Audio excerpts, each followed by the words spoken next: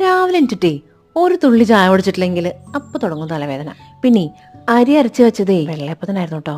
പക്ഷെ ഉണ്ടാക്കിയത് ദോശയാ. വെള്ളയപ്പ ചട്ടി എത്ര നേരം കിടന്നറിയണോ. കുന്തം പോയാ കുടത്തിനും തപ്പണമെന്നാണല്ലോ. അതുകൊണ്ടേ ഫ്രിഡ്ജ് വരെ നോക്കി എവിടെ കൊണ്ടിട്ടോ എന്തോ.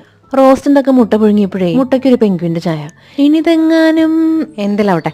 ഇന്നേ ഭയങ്കര വിശപ്പായിരുന്നു കേട്ടോ. അയ്യോ, അങ്ങനെ ബ്രേക്ക്ഫാസ്റ്റ് കഴിച്ചിട്ടേ മടി പിടിച്ചിരിക്കുന്നു കേട്ടോ. അതാ വരണോ മത്തിയും കൊണ്ട്. പിന്നെ പുതിയ കത്രിക ഉദ്ഘാടനം ചെയ്യുന്ന ദിവസമായിരുന്നല്ലോ. അതുകൊണ്ട് ചെറുതായിട്ടൊരു ഇൻട്രസ്റ്റ് ഉണ്ടായിരുന്നില്ല എന്ന് പറയാൻ പറ്റില്ല. ഇത്രയും നേരാക്കാൻ ബുദ്ധിമുട്ടുള്ള ഒരു സാധനം വേറെ എന്ത് മീനാണെങ്കിലും നേരാക്കി തരും.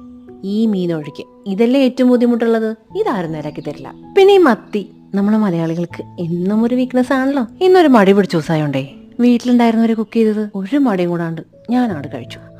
ഇന്ന് രാവിലെ ഉച്ചയ്ക്ക് മാത്രല്ലേ രാത്രി ഒന്നുമില്ലല്ലോ. നാളെ അല്ലേ നമ്മുടെ കുടുംബത്തിലെ കല്യാണം. നാളത്തെ ഫുഡേ ആസ്വദിച്ച് കഴിക്കാൻ വേണ്ടിട്ടേ രാത്രി വെള്ളം മാത്രമേ കുടിക്കുള്ളൂ കേട്ടോ.